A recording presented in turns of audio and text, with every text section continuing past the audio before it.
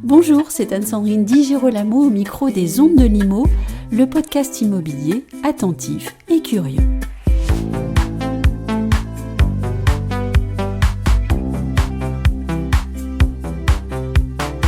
J'ai profité d'une rencontre avec Yannick Henouche, président de la Chambre des diagnostiqueurs immobiliers FNAIM, pour lui poser quelques questions en cette rentrée.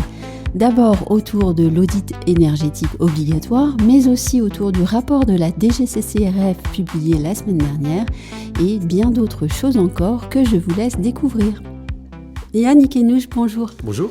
L'audit énergétique va être obligatoire cette fois-ci à partir du 1er avril 2023 et non plus à partir du 1er septembre 2022 comme c'était prévu initialement.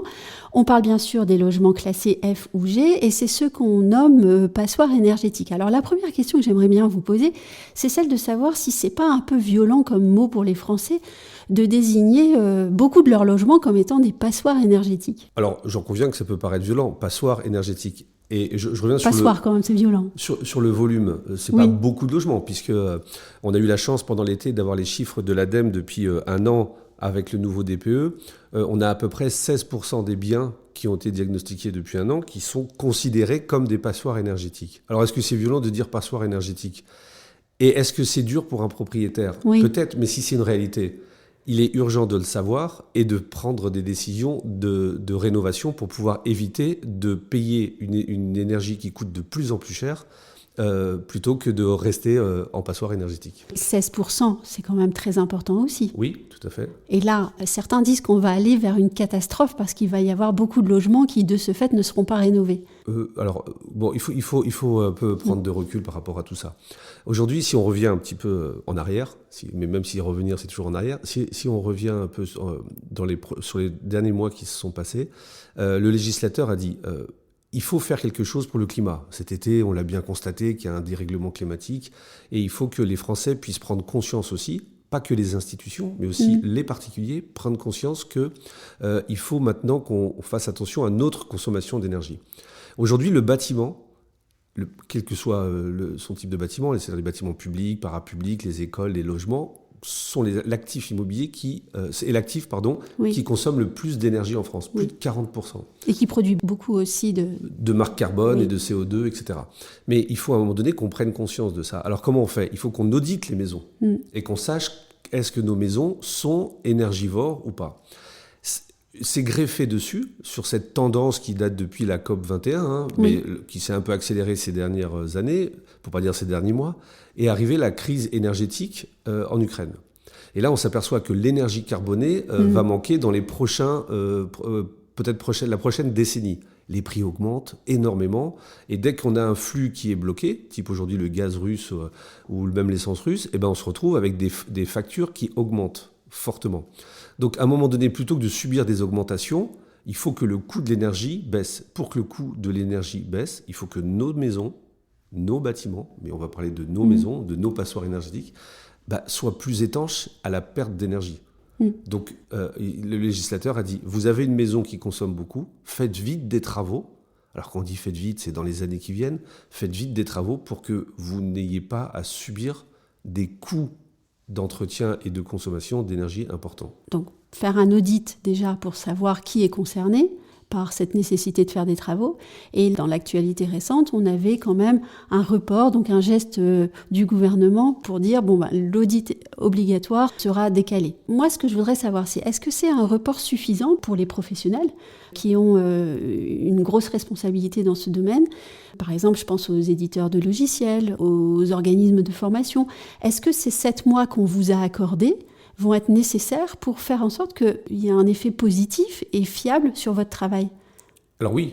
Vous serez bien obligé. Non, mais c'est parce qu'aujourd'hui, clairement, le fait d'avoir un audit énergétique sur les passoires énergétiques, parce que c'est ça qu'il s'agit. Vous avez des diagnostics qui sont faits. Dans les diagnostics, il y a le fameux DPE. Et quand le DPE est anxiogène, par rapport à ce sujet-là, donc et catégorise la maison F ou G, l'État préconise et impose un deuxième diagnostic obligatoire qui s'appelle un audit énergétique. L'audit énergétique sert à quoi ? Il sert à comprendre un peu plus, mais surtout à donner des scénarios de travaux pour permettre aux propriétaires, occupants ou non occupants, de savoir qu'est-ce qu'il doit faire pour passer peut-être du F au E ou du F au D. Une fois qu'on a dit ça, l'État a été vite. Il y avait la campagne électorale, etc. Les institutions publiques et parapubliques, ADEME, DHUP, ont dit, voilà, le législateur impose au 1er septembre, on y va. Et c'est vrai que derrière, c'est pas si simple. Il faut avoir des trames de rapports, il y a des éditeurs de logiciels, il faut qu'on forme nos collaborateurs. Oui. L'ambition était au 1er septembre, et on a discuté avec les pouvoirs publics, nous étant la filière des diagnostiqueurs immobiliers, mais aussi la grande filière immobilière, pour dire, voilà, on ne sera pas prêt. Donc l'État a dit, il vous faut combien de temps ? Suite à plusieurs concertations, on s'est dit, le 1er avril, ce serait une date à peu près correcte pour pouvoir à la fois former, accompagner les professionnels et les particuliers dans cette nouvelle obligation. Moi, j'aimerais bien qu'on revienne sur ces scénarios dont vous parlez et donc sur la plus-value de l'audit obligatoire, parce que d'autres disent, bon, finalement, l'audit obligatoire, c'est un deuxième DPE ou bien un DPE bis ou bien un DPE amélioré. Et c'est vrai qu'on peut se dire, les Français ne vont pas toujours comprendre la différence. Donc là, on pourrait peut-être expliquer, avec un exemple, qu'est-ce qu'il va apporter de plus, cet audit ? Alors, j'aimerais bien savoir qui dit ça, parce que qui peut dire aujourd'hui que l'audit est juste un DPE plus ? C'est pas vrai. Aujourd'hui, encore une fois, je reviens pour bien clarifier les choses. On fait tout un tas de diagnostics sur nos biens, gaz, électricité, etc. et DPE. Le DPE, dès qu'il tire la sonnette d'alarme en disant attention, vous êtes. Il pose les choses. Hein. Voilà, le DPE, c'est une photographie qui dit attention, c'est comme un généraliste. Il dit attention, là, vous avez un problème quelque part, je décèle une anomalie. Comme un médecin généraliste. Et le médecin généraliste, qu'est-ce qu'il fait quand il décèle l'anomalie ? Il vous emmène chez un spécialiste. Et le spécialiste fait des examens un peu plus poussés. Il faut bien avoir en tête que ce n'est pas juste un autre DPE, un audit énergétique, c'est là où on scanne complètement la maison. Les textures des biens, l'étanchéité des fenêtres, les ponts thermiques, les isolants. Et derrière, une fois qu'on a fait ce travail d'analyse technique du bien, on dit voilà, pour montrer, on fait des scénarios de simulation et on dit voilà ce qu'il faut faire. Et vu qu'on a des bases de données de travaux, on dit voilà, en effet, avec votre diagnostic, il va falloir changer les fenêtres. Et voilà, vu que vous avez 12 fenêtres, le coût sera de temps. Et donc, on est capable d'accompagner le propriétaire avec sa passoire énergétique. On va l'appeler comme ça, mais c'est pas si grave que ça de se dire que voilà, pendant des années, c'était un bien formidable, que cette passoire énergétique ou ce bien qui consomme trop, on va positiver les choses, et voilà, pour l'améliorer, il faut que vous dépensiez 4 000 € de fenêtre, par exemple, ou 10 000 € de fenêtre, par exemple. Parce qu'aujourd'hui, le constat du législateur, et je ne vais pas me faire le porte-parole du gouvernement, mais là, je vais quand même les défendre, c'est qu'ils se sont appuyés sur le rapport de la Cour des comptes, qui est sorti juste avant l'été, qui disait que MyPrimeRénov', à plus de 80%, n'a pas servi à la transition énergétique. La prime rénov' a été super pour changer son système de chaudière, pour changer des éléments de confort dans la maison, et qu'à 20%, a été efficace dans l'amélioration de la consommation d'énergie de votre maison. Donc, les services de Pierre Moscovici n'étaient pas très contents. Hein. Donc le gouvernement a dit, OK, on va essayer d'avoir une analyse un peu plus fine, parce que, et je ne critique pas les artisans, mais vous faites venir un menuisier chez vous, il va vous dire, il faut changer les fenêtres. Vous faites venir un chauffagiste, il va vous dire, il faut changer la chaudière. Vous faites venir un maçon, il va vous dire, il faut faire de l'isolation par l'extérieur. Vous faites venir certains, en fait. Mais c'est normal. Oui. Parce qu'eux-mêmes ne connaissent pas le bien. Mais ils disent, moi, ce que je fais, votre chaudière, elle est vieille, donc on va la changer. Mais le problème vient peut-être pas de la chaudière. Et sans audit énergétique, c'est un peu comme sans consultation d'un généraliste, on ne va pas savoir trouver la pathologie. Et donc, il faut bien prendre, et là, j'insiste sur le fait que le DPE, c'est le généraliste, c'est global, c'est une grande tendance. Et l'audit énergétique, c'est le spécialiste parce qu'on a analysé une pathologie qui nous, on donne un lettrage. La maladie, c'est F et G aujourd'hui.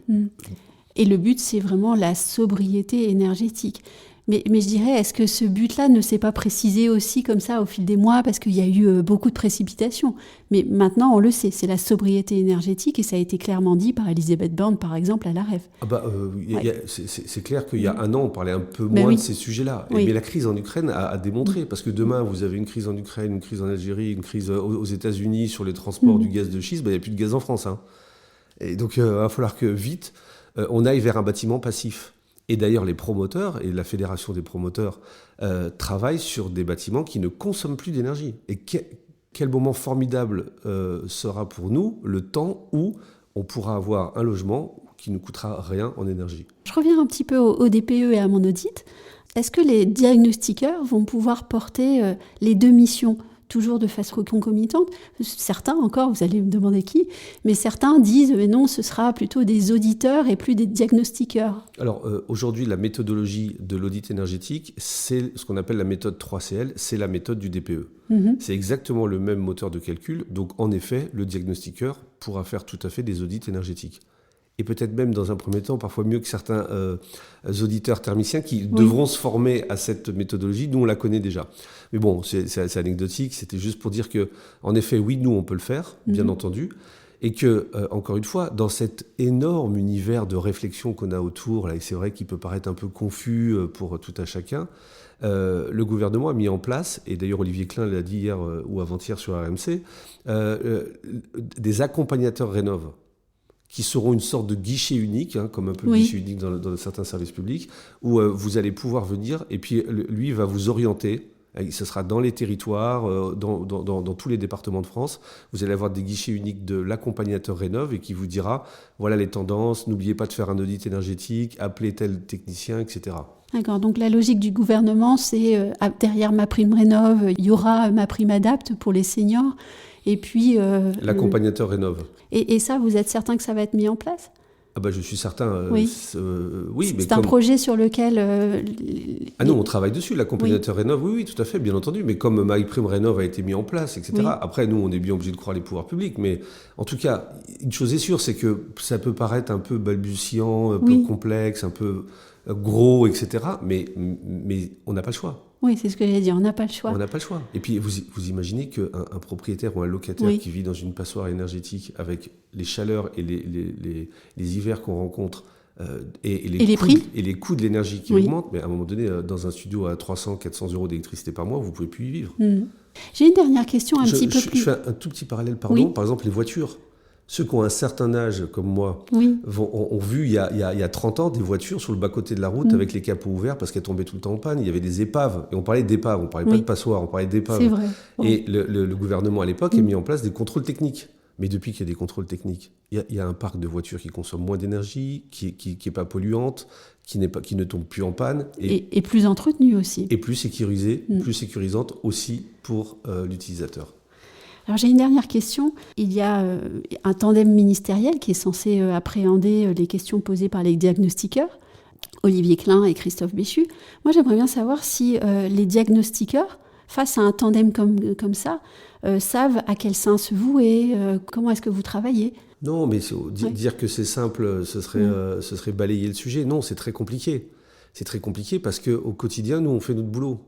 Si vous me permettez l'expression, donc on travaille tous les jours. Et à côté de ça, il faut aussi accompagner le gouvernement dans sa réflexion.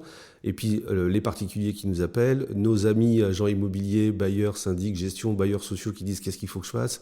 Donc on est devenu une sorte de goulet d'étranglement, mais aussi un tiers de confiance. C'est-à-dire qu'aujourd'hui, le diagnostiqueur est devenu le tiers de confiance à la fois pour les pouvoirs publics et puis pour toute la chaîne immobilière dans cette formidable transition qui va prendre peut-être 30 ans. Certains disent même 50 ans. Mais là, on n'est qu'au début. Et non, ce n'est pas facile, mais on s'attache et on a du cœur à l'ouvrage. Et alors, la question du moment en ce moment avec les ministères, c'est quoi pour vous ? Alors nous, le problème qu'on rencontre, ce n'est pas ce que vous avez évoqué sur les rapports, est-ce qu'on peut faire de l'audit énergétique ? Nous, c'est l'employabilité. C'est-à-dire, nous, on a vraiment besoin de monde pour venir rejoindre notre filière. Aujourd'hui, notre filière, elle n'est pas encore structurée, on n'a pas de convention collective, donc on travaille avec les pouvoirs publics pour rendre encore plus visible cette filière. Tout le monde connaît les agents immobiliers, tout le monde connaît les taxis, les chauffeurs de voitures, etc., ou de bus, etc. Nous, on a besoin d'identifier notre filière et de devenir un véritable métier à part entière qui accompagne les particuliers dans leur choix d'investissement immobilier, par exemple. C'est un peu fou ce que vous dites, parce que vous êtes un vrai métier. Et vous venez de dire que vous étiez au carrefour de beaucoup de métiers en ce moment, et vous êtes au cœur des nécessités de réforme, de réformation de l'usage énergétique en France. Mais on a un métier tout jeune. Ça fait 20 ans qu'on existe et on est en train de se structurer. Et le vrai travail qu'on a à faire aujourd'hui, c'est de structurer une branche professionnelle avec une convention collective et donner envie à des jeunes de venir travailler chez nous, parce que non seulement, et je dis comme ça, c'est assez trivial, mais il y a du boulot. C'est passionnant, c'est jamais la même chose parce que chaque maison est différente, chaque appartement est différent, et il y a des dizaines d'années de travail devant nous. Il y a du contact humain également, il y a du contact conseil. Humain, bien sûr. Oui. Et puis peut-être aussi le plaisir de voir l'habitat évoluer quand même. De participer Un jour, il n'y en aura plus de passoires. Les jeunes qui rentrent chez nous disent, alors quand on leur dit mais pourquoi vous venez, pour essayer de trouver un peu les arcanes qui font des choix de carrière, et ben ils nous disent parce que ça a un sens. Et je veux donner un sens à ma carrière. Et le sens de conseiller, accompagner et puis diagnostiquer, c'est un véritable enjeu de notre société au XXIe siècle. La DGCCRF a pointé du doigt quelques difficultés en droit des contrats chez certains diagnostiqueurs, on va dire ça comme ça, quelques anomalies, mais ces anomalies étaient vraiment liées à peut-être certains manquements en droit des contrats, ce qui est bien compréhensible parce que le droit des contrats est très compliqué. Sur les réseaux, vous avez mis un commentaire qui était intéressant. Alors en quoi c'est intéressant cette information ? Mais parce que c'est intéressant, parce que c'est comme si la DGCF va dans des boucheries, ils disent attention, l'hygiène, tout ce qui va dans le sens de l'accompagnement du consommateur dans une meilleure clarté, visibilité et rectitude, c'est intéressant. Oui. Et moi, je dis tant mieux qu'il soit là, parce que, encore une fois, je l'évoquais il y a quelques instants, ça fait que 20 ans qu'on existe. Oui. Et vous imaginez pas tout ce qu'on nous a demandé d'intégrer en 20 ans, simplement, quand je dis simplement, c'est fondamental, mais pour être le tiers de confiance qui permet de sécuriser un investisseur, un particulier qui achète une bien, etc. On nous a demandé de faire les maîtres des biens. La loi Carrez, qui sécurise l'acquéreur qui achète en disant oui, ma maison elle fait bien 85 mètres carrés alors qu'on m'a vendu 105. Le gaz, l'électricité, est-ce que je suis en risque ? Nous, on va identifier des éventuels risques. Est-ce qu'il y a des pathologies, mérules, termites dans les biens ? Est-ce qu'il y a du plomb dans mes peintures ? Est-ce que je suis exposé au risque de saturnisme ? Est-ce qu'il y a de l'amiante ? Est-ce qu'elle est énergivore ? Enfin, tout un tas de sujets. Est-ce qu'il y a des risques naturels autour de ma maison ? Est-ce que je suis dans une zone inondable ? Vous imaginez tout ce qu'on doit faire et tout ce qu'on a dû faire en 20 ans, notre filière, elle, se structure et la DGCCRF vient et nous accompagne, et c'est son rôle dans la rectitude qui est notre métier, ou d'un métier en pleine évolution. Oui, un métier qui en plus porte la responsabilité quand il dispense une information qui va aller sur le bureau des banquiers quand on demande un financement et sur le bureau de bien d'autres professionnels. Donc, le notaire au moment de l'acte, le gestionnaire de biens, le syndic de copropriété. Aujourd'hui, les banquiers, et ça c'est en discutant avec plusieurs banquiers, ils regardent les diagnostics pour savoir s'ils financent des biens parce que une passoire énergétique, pour reprendre ce terme-là, même s'il n'est pas joli, il nécessitera des travaux. Donc voilà. Il faudra financer les travaux. Est-ce que l'acheteur pourra financer la deuxième partie ? Voilà, ça c'est un sujet, mais c'est surtout aussi pour eux un énorme credo pour pouvoir proposer des services à leurs clients qui seront des services de rénovation. Donc c'est en effet le crédit et puis c'est peut-être tout un tas d'autres services liés autour des assurances. Merci beaucoup Yannick Linouche. Merci à vous.